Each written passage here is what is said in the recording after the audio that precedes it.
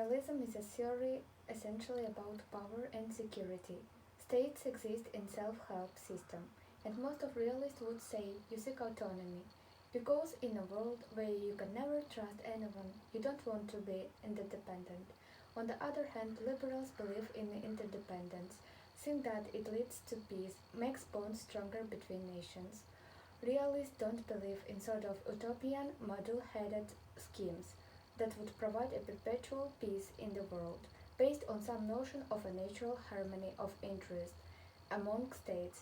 Instead, realists see the world in terms of tragedy and evil, and essentially the best you can hope for is that people choose the lesser evil and try to be as good as they can be in an evil world. There is no natural harmony of interest in the world. Realists do understand that, so you just have to live with diversity, and liberals don't understand that. Contrasting views on wars. Liberals would actually say that the only just war is one that promotes human rights, where realists would say the only just war is one that promotes the national interest. To conclude, the best description how the realist sees the world would be sort of a Hobbesian war of all against all, in a state of nature. The state of nature means there is no world government, it's just everyone out for themselves, which doesn't mean that wars always occur, it just means that the danger of war is always lurking in the background of all international politics. Liberalism.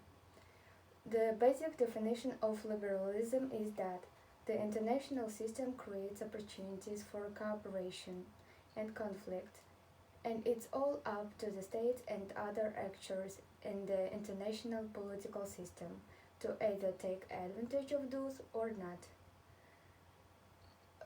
For realism, the only important actors are states, while for liberals we can talk about states are obviously important, some more important than others, but also businesses, churches, religious movements, social movements, other sorts of organizations also matter. Probably the biggest misunderstanding is that when we are talking about liberalism, most of the people like stop looking through your pink glasses. That's actually not true. Right, what liberals think about international politics is that we have lots of opportunities to cooperate, lots of opportunities to pursue goals that are beneficial to everyone, not just me or not just you. Where other theories such as realism really stress conflict. If it's good for me, then it must be bad for you. In my opinion, if you start with a realist lens, you get very driven answers, which often involve conflict and often involve arms. When you start from a liberalism perspective, then you strongly believe, even for 99%, that it's possible to come up with acceptable solutions to our problems. Today, if you look at the roots of a lot of the major institutions in the world, they come out a clearly liberal logic. The United Nations, which plays an important role in peacekeeping and collective security, the United Nations is criticized a lot for not being effective. Okay, that's fair, but European Union actually does incredible amount in terms of making economic policy, in terms of setting immigration policies. It really does a lot for the countries that are members. The European Union probably the best example of a liberal institution. So to conclude, liberalism teaches to say we, not I or me. In other words, if there is an attack on one human being, we should be able to say it's an attack on everyone.